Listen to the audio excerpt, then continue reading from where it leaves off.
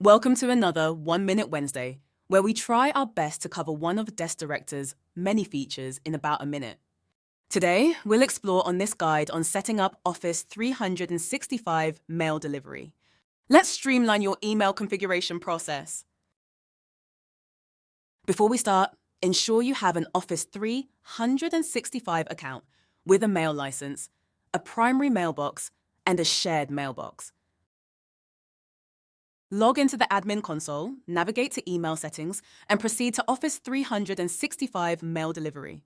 Click Set up Office 365 consent and grant necessary permissions using your Office 365 credentials. After granting consent, configure your primary mailbox for sending emails. Don't forget to create a shared mailbox for system notifications like password resets. Ensure the primary mailbox has Read and Manage, and send as permissions in Office 365 settings to complete the setup.